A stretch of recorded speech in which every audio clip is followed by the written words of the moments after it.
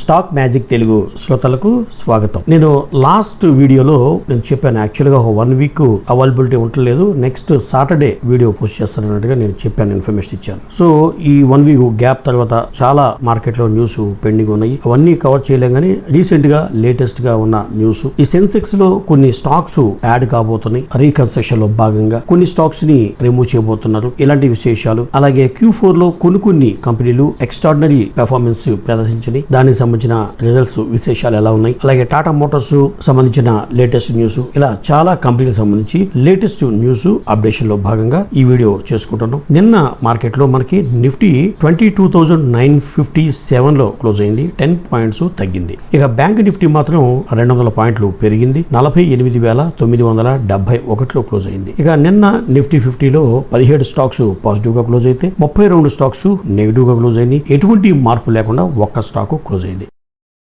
ఇక US fed వడ్డీ రేట్లు విషయానికి వస్తే, రీసెంట్ గా యుఎస్ ఫెడ్ ఏం చెప్పిందంటే, గతంలో చెప్పినట్టుగా ఇంట్రెస్ట్ రేట్స్ 2 సార్లు తగ్గించే అవకాశం ఉందని గతంలో చెప్తే, ఇప్పుడు వాళ్ళ యొక్క ఇన్ఫ్లేషన్ ని బేరీజ్ వేసుకుని ఒక్కసారి మాత్రమే ఇంట్రెస్ట్ రేటు తగ్గించే అవకాశం ఉందని, అది కూడా ఎప్పుడు అన్నది స్పష్టంగా వాళ్ళు ఇన్ఫర్మేషన్ ఇవ్వలేదు. ఎందుకంటే వాళ్ళకి రావాల్సిన సమ్ ఎకనామిక్స్ డేటా ఒక ప్లస్ అండ్ మైనస్ రావడంతో వాళ్ళు కన్ఫర్మ్ గా ఇంట్రెస్ట్ రేటు తగ్గిస్తామని, ఎప్పుడు తగ్గిస్తామని, ఎంత తగ్గిస్తామని స్పష్టంగా ఎటువంటి నిర్ణయం చెప్పలేదు. ఇన్ మీన్ వైల్ మనకి పార్లమెంట్ ఎలక్షన్స్, అసెంబ్లీ ఎలక్షన్స్, ఈ రిజల్ట్స్ మొత్తం ఓవరాల్ గా ఈ ఎలక్షన్ ఇంపాక్ట్ ఒకటి, మిడిల్ ఈస్ట్ టెన్షన్స్ అక్కడ అటువంటి పరిస్థితులు ఒకటి, ఇక డాలర్ వాల్యూ తగ్గటం, సో ఇవన్నీ కంపేర్ చేసుకుంటూ మార్కెట్ మూవ్ అవుతుంది. ఆఫ్టర్ ఎలక్షన్స్ ఒక స్పష్టంగా అంటే మార్కెట్ ఇంకొంచెం పెరిగిన తర్వాత కరెక్ట్ అవుద్దా, లేదా ఎలక్షన్ రిజల్ట్స్ వచ్చిన తర్వాత కరెక్ట్ అవుద్దా అన్నది మనం వేచి చూడాల్సిన అంశం.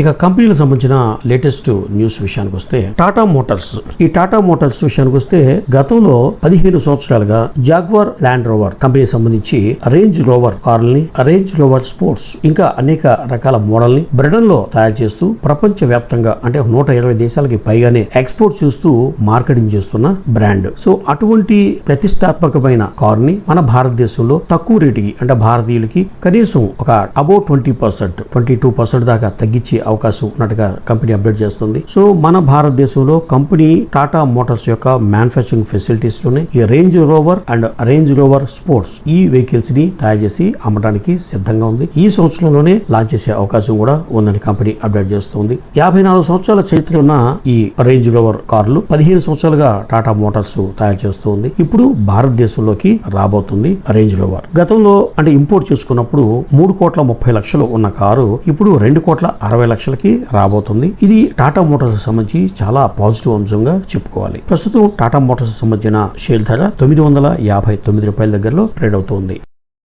ఇక బాంబే స్టాక్ ఎక్స్చేంజ్ సంబంధించిన ఇండెక్స్ సెన్సెక్స్, ఈ సెన్సెక్స్ లో లేదా నేషనల్ స్టాక్ ఎక్స్చేంజ్ సంబంధించిన నిఫ్టీలో రీకన్స్ట్రక్షన్ లో భాగంగా అప్పుడప్పుడు హైయెస్ట్ పెర్ఫార్మెన్స్ ఉన్న స్టాక్స్ ని యాడ్ చేయటం, కాస్త తరుగ్గా ఉన్న స్టాక్స్ ని తీసి బయట ఉంచటం, సో ఇలాంటి యాక్టివిటీ అనేది రెగ్యులర్ ఎక్సర్సైజ్ గా మనం భావించాలి. ఇప్పుడు ప్రస్తుతం సెన్సెక్స్ లో రీకన్స్ట్రక్షన్ లో భాగంగా కొన్ని స్టాక్స్ యాడ్ అవబోతున్నాయి, కొన్ని స్టాక్స్ లిస్ట్ లోంచి పక్కకు వెళ్ళబోతున్నాయి. అవేంటో ఒకసారి చూద్దాం. ఈ యొక్క మార్పులు చేర్పులు జూన్ 24 నుంచి ఇంప్లిమెంట్ కాబోతున్నాయి. ప్రస్తుతం సెన్సెక్స్, యాక్చువల్ గా సెన్సెక్స్ అంటే 30 షేర్లు కలిగి ఉన్న ఒక ఇండెక్స్ సెన్సెక్స్. ఆ తర్వాత సెన్సెక్స్ 50, సెన్సెక్స్ 100, అలాగే సెన్సెక్స్ సంబంధించిన బ్యాంక్ ఇండెక్స్, బ్యాంక్ ఎక్స్, ఈ విధంగా ఇండెక్స్లు పలు విధాలుగా ఉంటాయి. దాంట్లో ఇప్పుడు సెన్సెక్స్ 50లో దివీస్ ల్యాబ్స్ ప్రస్తుతం ఉంది. ఆ యొక్క కంపెనీ ఆ ఇండెక్స్ నుంచి బయటికి వెళ్ళబోతుంది. దాని ప్లేస్ లో ట్రెంట్ అనే కంపెనీ యాడ్ కాబోతుంది. ఈ ట్రెంట్ అనే కంపెనీ ఒక సంవత్సరంలో 210% అంటే 2 రెట్లు పైగానే స్టాక్ 1 ఇయర్ లో పెరిగింది. ఒక హైయెస్ట్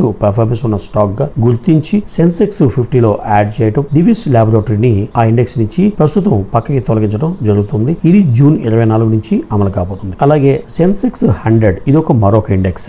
ఇందులో REC limited, HDFC AMC, Canara bank, Cummins India limited, Punjab national bank ఇవన్నీ యాడ్ కాబోతున్నాయి. ప్రస్తుతం ఉన్న స్టాక్స్ బయటికి వెళ్ళబోతున్నాయి. అవేంటంటే Page industries, SBI cards, ICICI prudential life, Zee entertainment, Jubilant food works. ఈ కంపెనీలు సెన్సెక్స్ 100 నుంచి తొలగించబోతున్నారు. ఇందాక చెప్పిన స్టాక్స్ అన్ని కూడా యాడ్ చేయబోతున్నారు. అలాగే బాంబే స్టాక్ ఎక్స్చేంజ్ లో బ్యాంకు ఇండెక్స్ గా ఉన్న బ్యాంక్ ఎక్స్ లో ఎస్ బ్యాంక్, కెనరా బ్యాంక్ ని యాడ్ చేయబోతున్నారు. ప్రస్తుతం ఉన్న ఏయూ స్మాల్ ఫైనాన్స్ బ్యాంక్, అలాగే ఐడిఎఫ్సి ఫస్ట్ బ్యాంక్, ఈ 2 కంపెనీస్ ని లిస్ట్ నుంచి తొలగించబోతున్నారు. ఈ మార్పులు చేర్పులు అన్ని కూడా జూన్ 24వ తేదీ నుంచి అమలు కాబోతున్నాయి.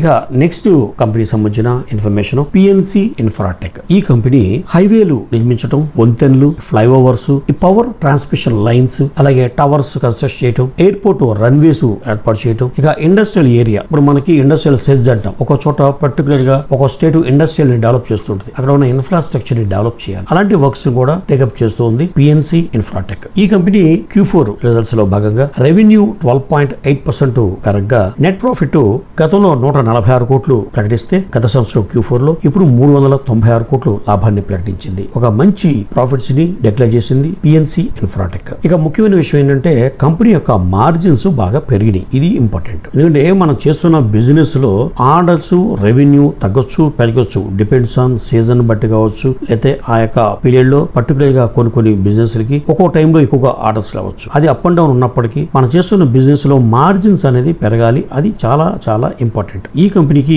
మార్జిన్స్ అనేది బాగా పెరిగినాయి. గతంలో 17.8% మార్జిన్స్ ఉంటే ప్రస్తుతం 28.3% మార్జిన్స్ పెరిగినాయి. అందువల్ల లాభాలు కూడా విపరీతంగా రావడం జరిగింది పిఎన్సి ఇన్ఫ్రాటెక్ కి. ప్రస్తుతం 562 రూపాయల దగ్గర ట్రేడ్ అవుతుంది పిఎన్సి ఇన్ఫ్రాటెక్.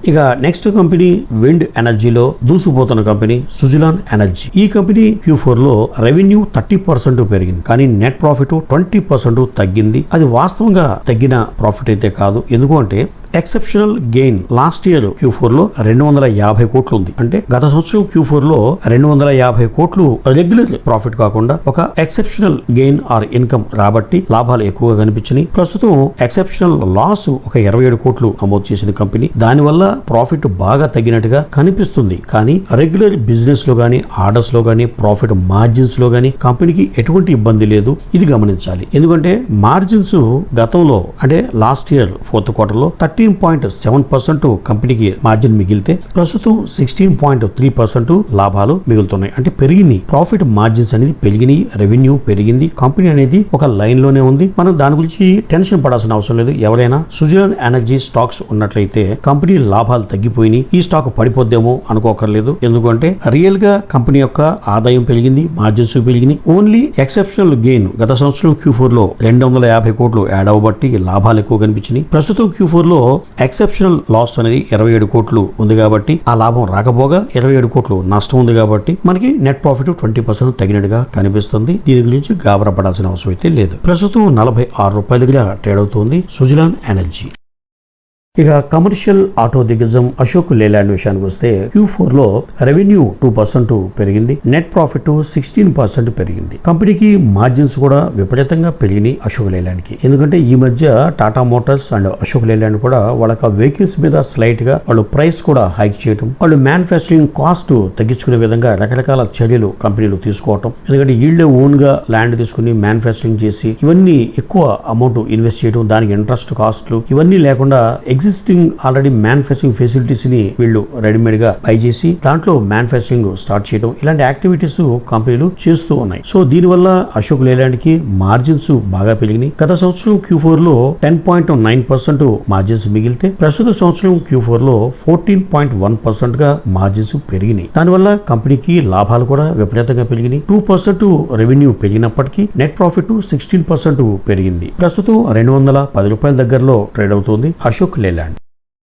ఇక తర్వాత company Johnson controls Hitachi air conditioning India limited. ఈ కంపెనీ హిటాచి బ్రాండ్ తో ఎయిర్ కండిషనర్స్ తయారు చేస్తూ ఉంది. ఇది మన అందరికీ తెలిసిన విషయమే. జాన్సన్ కంట్రోల్ పేరుతో లిఫ్ట్లు కూడా మనం చూస్తూ ఉన్నాం. దానికి సంబంధించిన కంపెనీనే ఈ హిటాచి ఎయిర్ కండిషనర్ కంపెనీ. ఈ కంపెనీ అనూహ్యంగా ఎవరూ ఊహించిన విధంగా కంపెనీ కూడా ఆశ్చర్యలో ముంచెత్తే విధంగా లాభాలను కనపరిచింది Q4 లో. ఈ కంపెనీ గత సంవత్సర కాలంలో 42% స్టాక్ పెరగడం జరిగింది. కానీ ఒక్క రోజులోనే అంటే నిన్న ఒక్క రోజులోనే 20% స్టాక్ పెరిగింది. సంవత్సరం అంతా పెరిగింది ఒక లెక్క. దాంట్లో 50% అంటే 20% ఒక్క రోజులోనే పెరగడం జరిగింది Johnson Controls Hitachi air conditioning. ఈ కంపెనీ నేచర్ ఆఫ్ బిజినెస్ ఏంటంటే split air conditioners, ductable air conditioners, chillers, plants అంటే కమర్షియల్ అప్లికేషన్ కోసం రకరకాల ఎయిర్ కండిషనర్స్ ని మ్యానుఫ్యాక్చరింగ్ చేసి ప్రపంచ వ్యాప్తంగా అమ్మే బిజినెస్ లో ఉంది Johnson Controls Hitachi air conditioning. ఈ కంపెనీ Q4 లో రెవెన్యూ 40% పెరిగింది, చాలా అనూహ్యంగా పెరిగింది. అంటే ఈ సీజన్ లో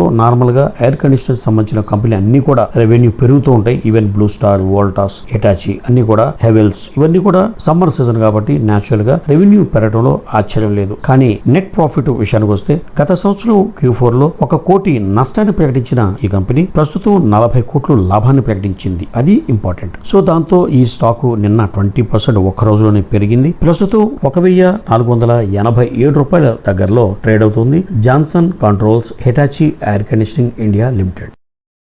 యునైటెడ్ స్పిరిట్స్ ఇది మెక్డొనాల్డ్స్ బ్రాండ్ తో లెక్కర్ అమ్ముతున్న company. United spirits not only McDowell రకరకాల బ్రాండ్స్ తో వీళ్ళు spirit related products, wine products అమ్ముతున్న కంపెనీ. సో ఈ కంపెనీ Q4 లో రెవెన్యూ 11% పెరిగితే నెట్ ప్రాఫిట్ 133% పెరిగింది. ఇది కూడా చాలా మంచి రిజల్ట్స్ ని పోస్ట్ చేసింది. గతంలో 103 కోట్లు లాభం ప్రకటిస్తే ప్రస్తుతం 241 కోట్లు లాభాన్ని ప్రకటించింది Q4 లో. ప్రస్తుతం కంపెనీ యొక్క షేరు 1180 రూపాయల దగ్గర ట్రేడ్ అవుతుంది United spirits.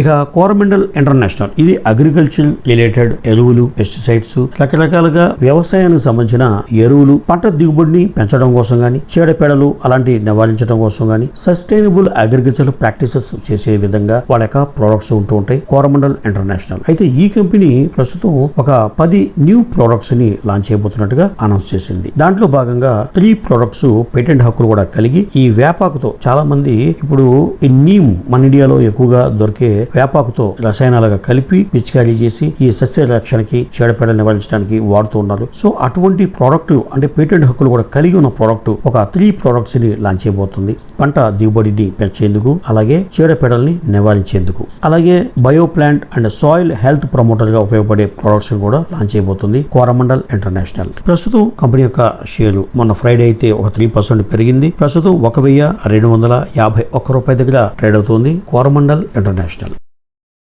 Bharat dynamics limited ఈ కంపెనీ విషయానికి వస్తే షేర్స్ ని స్ప్లిట్ చేసేందుకు గతంలో నోటిఫికేషన్ ఇచ్చింది. 10 రూపీస్ ఫేస్ వాల్యూ ఉన్న షేర్ ని 2 షేర్లుగా అంటే ప్రతి ఈక్విటీ షేర్ యొక్క ఫేస్ వాల్యూ 5 రూపాయలుగా మార్చేందుకు కంపెనీ బోర్డు నిర్ణయం తీసుకుంది. దానికి సంబంధించిన రికార్డు తేదీ నిన్న అంటే 24/5/24. సో ఈ స్ప్లిట్ అయిన తర్వాత కంపెనీ స్టాక్స్ లో విపరీతమైన లిక్విడిటీ పెరిగే అవకాశం ఉంది కాబట్టి, స్టాక్ కూడా పెరిగేందుకు అవకాశం ఎక్కువగా ఉంది కాబట్టి, అందులోనూ ఎలక్షన్ అయిన తర్వాత ఈ డిఫెన్స్ సంబంధించిన స్టాక్స్, రైల్వే సంబంధించిన స్టాక్స్, ఇన్ఫ్రాస్ట్రక్చర్ సంబంధించిన స్టాక్స్ పెరిగే అవకాశం ఉంది కాబట్టి భారత్ డైనమిక్స్ లిమిటెడ్ స్టాక్ నిన్న విపరీతంగా పెరగడం జరిగింది. 17% స్టాక్ పెరిగింది. ప్రస్తుతం 1552 రూపాయల దగ్గర ట్రేడ్ అవుతుంది భారత్ డైనమిక్స్ లిమిటెడ్. ఇవ్వండి ఈ రోజు వార్తల్లోని ముఖ్యాంశాలు. మరో ఇంట్రెస్టింగ్ వీడియోతో మళ్ళీ కలుద్దాం. అంతవరకు సెలవు.